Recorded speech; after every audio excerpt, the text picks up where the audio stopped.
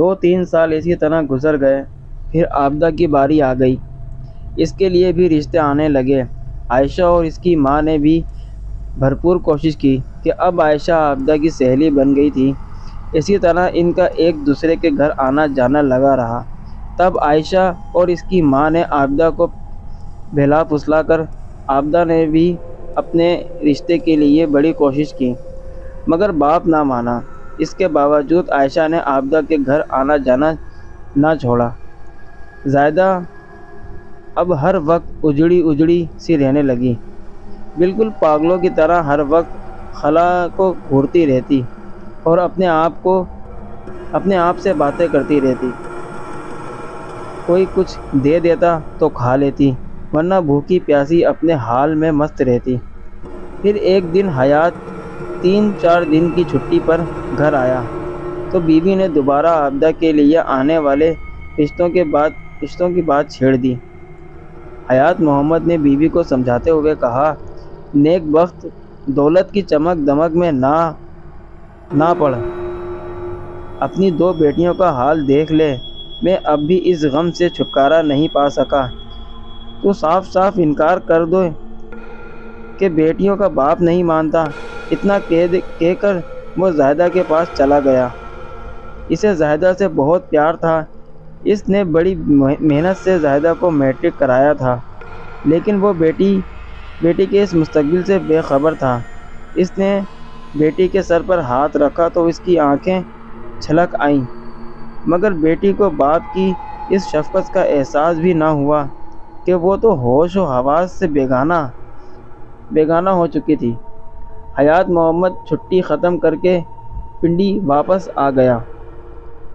اب اسے تنور کے ساتھ خود بھی جلنا پڑ گیا۔ تقریباً 1.5 ماہ بعد ہی اسے اطلاع ملی کہ اس کی دوسری بیٹی عابدہ پر جن آنے لگا ہے۔ تب اس پر سکتہ طاری ہو گیا۔ وہ اپنے خط G T S bus service کے ایک کنڈکٹر جاوید سے پڑھواتا تھا۔ جاوید بڑا اچھا اور نیک لڑکا تھا۔ وہ ایک عرصے سے دن اور رات کا کھانا اسی ہوٹل سے کھاتا تھا۔ یہ اس وقت کی بات ہے جب زاہدہ اسکول میں پڑھتی تھی۔ جاوید جس بس پر کنڈکٹر تھا وہ ٹچ بھاٹا کے آخری اسٹاپ سے راجہ بازار تک چلتی تھی۔ جاوید زاہدہ کو دل و جان سے پیار کرتا تھا۔ پہلے اسے علم نہ تھا کہ وہ کس کی بیٹی ہے، مگر جب ایک روز حیات نے اسے بس میں سوار کرایا تو جاوید نے اس سے پوچھا، چچا یہ تیری کون ہے؟ اس نے بتایا، میری بیٹی ہے۔ جاوید بولا، اب تو بے غم ہو جا چاچا، اس کے کرائے کی فکر نہ کر۔ جاوید نے زاہدہ کو دل ہی دل میں پوجا کی تھی، لیکن اس کا اظہار نہیں کر سکا تھا۔ تبھی سے وہ حیات محمد کے زیادہ قریب ہو گیا تھا۔ پھر جب زاہدہ نے اسکول جانا چھوڑ دیا تو وہ کبھی کبھار باتوں میں حیات سے اس کی خیریت دریافت کر لیتا تھا۔ یہ خط پڑھ کر وہ بھی پریشان ہو گیا۔ اسے زاہدہ کا غم تھا۔ وہ دل میں دعائیں کرتا رہا کہ خدا کرے زاہدہ محفوظ ہو۔ خط سننے کے بعد جب حیات ہوش و حواس میں آیا تو اس نے ہمت کر کے پوچھ ہی لیا، چاچا تیری دوسری بیٹی پر جن آتا ہے؟ حیات نے بڑے دکھ بھرے لہجے میں بتایا، زاہدہ پر؟ کب سے؟ جاوید نے دکھ سے پوچھا، یہی کوئی 4 سال سے۔ اب تو بیچاری پگلی سی ہو گئی ہے۔ جاوید دل تھام کر رہ گیا۔ تب اس نے حیات محمد سے کہا، چچا میرا ایک جاننے والا ہے، میں اس سے تیری بیٹی کا علاج کرواؤں؟ حیات کہنے لگا، بیٹا ایسا نہ کرنا، پہلے ہم ایک عامل کو لائے تھے، اس نے میری بیٹی کو اتنا مارا کہ وہ کئی دنوں کے بعد جا کر ٹھیک ہوئی تھی۔ جاوید نے حیات محمد کو یقین دلایا، چچا ہر عامل ایسا نہیں ہوتا، وہ میرا اپنا جاننے والا ہے، میں اسی ہفتے چھٹی پر جاؤں گا اور اسے لے آؤں گا، تو فکر نہ کر، یہ میرے ذمے چھوڑ دے۔ اس ہفتے جاوید کو چھٹی نہ مل سکی، مگر وہ حیات محمد کے پاس روزانہ حاضری دیتا تھا۔ اگلے ہفتے ایک خط آ گیا، لکھا تھا کہ چھٹی لے کر فوراً گھر آ جاؤ کیونکہ اب شازیہ پر بھی جن آنے لگا ہے۔ یہ خط بھی جاوید ہی نے پڑھا۔ حیات محمد خط سن کر سر تھام کر بیٹھ گیا۔ اس کی سمجھ میں کچھ نہ آ رہا تھا کہ وہ کیا کرے۔ تب جاوید نے اسے دلاسا دیتے ہوئے کہا، تو فکر نہ کر چاچا، میں آج ہی چھٹی لے کر چلا جاؤں گا اور کل اپنے دوست کو لے کر تیرے پاس آؤں گا، پھر دیکھ تیری بیٹیاں کیسے ٹھیک ہوتی ہیں۔ اسی دن جاوید نے ہفتے بھر کی چھٹی لی اور سیدھا میرے پاس پہنچ گیا۔ وہ میرے پڑوسی گاؤں کا رہنے والا تھا۔ ہم ایک ہی ہائی اسکول میں ہم جماعت رہ چکے تھے۔ وہ 8ویں میں فیل ہو گیا تھا تب ہم لوگ الگ ہو گئے تھے اور کئی سال کے بعد آج مل رہے تھے۔ تھوڑی سی آؤ بھگت کے بعد جب وہ سستا چکا تب اس نے پوری کہانی مجھے سنا ڈالی اور پھر یہ کہا، میں اس لڑکی زاہدہ سے بے پناہ پیار کرتا ہوں، خدا کے لیے میری مدد کرو۔ میں نے اسے اطمینان دلایا، یار حوصلہ رکھو، خدا خیر کرے گا۔ وہ مجھے صبح کا کہہ کر گاؤں چلا گیا۔ دوسرے روز صبح وہ 8 بجے ہی پہنچ گیا۔ میں بھی تیار بیٹھا تھا۔ اس طرح ہم دونوں پنڈی کے لیے روانہ ہو گئے۔ تقریباً 2 گھنٹے بعد ہم اسی ہوٹل پر جا پہنچے۔ ہوٹل کے مالک اور حیات محمد سے ہماری ملاقات ہوئی۔ وہ بیچارہ قابل رحم تھا۔ ہوٹل کا مالک بڑا شریف انسان تھا۔ اس نے کچھ خرچہ وغیرہ حیات کو دیا اور کہا، چچا آرام سے جا، سکون کے ساتھ بیٹیوں کا علاج کرواؤ، اگر مزید خرچے وغیرہ کی ضرورت ہو تو مجھے لکھ دینا، میں بھیج دوں گا۔ ہم لوگ وہاں سے لیاقت باغ پہنچے۔ ان دنوں لاری اڈا یہاں ہوا کرتا تھا۔ وہاں سے مانسیرا والی بس پر بیٹھ گئے، پھر مانسیرا سے ایک بس کے ذریعے منزل پر پہنچے۔ وہ عصر کے بعد کا وقت تھا۔ تھوڑا سا فاصلہ طے کر کے جب ہم نے حیات محمد کے گھر میں قدم رکھا تو اس کی بیٹیوں نے ہنگامہ برپا کر دیا۔ وہ تینوں چلا رہی تھیں، وہ آ گئے ہیں، انہیں باہر نکال دو ورنہ ہم بڑا نقصان کریں گے۔ حیات محمد اس صورتحال سے گھبرا گیا، اس کی آنکھوں میں آنسو تیرنے لگے۔ میں نے اسے دلاسا دیا، حیات محمد حوصلہ رکھو، سب ٹھیک ہو جائے گا۔ مگر وہ حوصلہ کیسے رکھتا؟ پھر اس کی بیٹی عابدہ نے جاوید کی طرف اشارہ کرتے ہوئے کہا، اچھا تو تم ہمارے دشمن ہو، تم اسے لے کر آئے ہو، ہم تم سے بھی نپٹ لیں گے۔ جاوید بھی اس صورتحال سے گھبرا گیا۔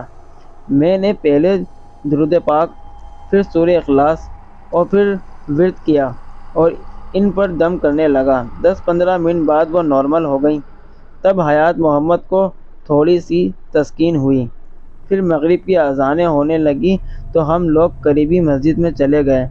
نماز سے فارغ ہو کر واپس آتے ہی میں نے حیات سے مٹی کے کٹورے میں پانی لانے کو کہا۔ پھر میں نے پانی دم کرنے کے بعد اسے کہا، اسے در و دیوار پر اس طرح چھڑک دو کہ کوئی کونا باقی نہ بچے۔ اس نے فوراً میری بات پر عمل کرنا شروع کر دیا۔ ابھی اس نے گھر کی ایک ہی دیوار پر پانی چھڑکنا شروع کیا تھا کہ اس کی چھوٹی بیٹی شازیہ بھاگتی ہوئی آئی، کٹورا اس کے ہاتھ سے لے کر پھینک دیا اور بڑی ترنگ سے مردانہ آواز میں کہنے لگی، تو یہ خون ہم پر پھینک کر اچھا نہیں کر رہا، تجھے بھی ہم دیکھ لیں گے۔ حیات محمد لرزنے لگا۔ اس نے اس سے اپنے پاس بلایا اور جاوید کو کٹورا بھر کر لانے کو کہا۔ تب جاوید پانی لے آیا تو میں نے وہ دوبارہ پانی دم کیا اور خود اٹھ کر باقی حصے میں پانی چھڑکنے لگا۔ لڑکیاں اپنی جگہ بیٹھی کڑتی رہیں۔ ایک دو دفعہ وہ کٹورا چھیننے کے لیے آگے بڑھیں مگر مخصوص حد سے آگے نہ آ سکیں۔ میں اس کام سے فارغ ہو چکا تو ہم تینوں کھانے کے لیے بیٹھ گئے۔ جو کچھ روکھی سوکھی تھی وہ ہم نے کھائی، پھر پڑھنے کا تھوڑا سا باقی کام کیا۔ حیات محمد میرے پاس ہی تھا۔ میں نے اس سے پوچھا، حیات محمد، یہاں تمہاری کس سے دشمنی ہے؟ اس نے کہا، میں تو مہینوں بعد کبھی کبھار 1-2 دن کے لیے آتا ہوں، میری کسی سے کیا دشمنی ہوگی؟ اس نے ٹھیک ہی کہا تھا، وہ تو گھر میں رہتا ہی نہیں تھا۔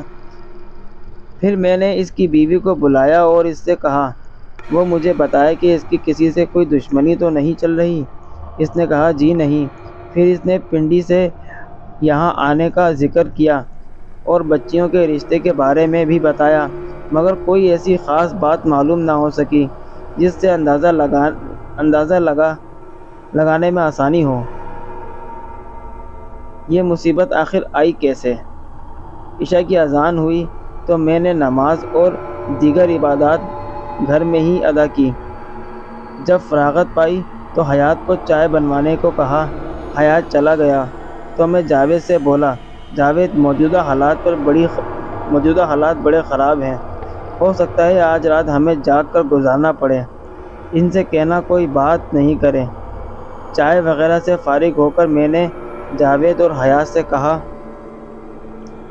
آپ لوگ خاموشی سے ایک طرف بیٹھ جائیں، میں اپنا کام شروع کرنے لگا ہوں، کسی بھی واقعے سے خوفزدہ نہ ہوں۔ وہ ایک طرف بیٹھ گئے تو کمرے کا حصار کھینچ کر میں نے اپنے سامنے ایک مخصوص دائرہ بنا لیا اور پڑھنے لگا۔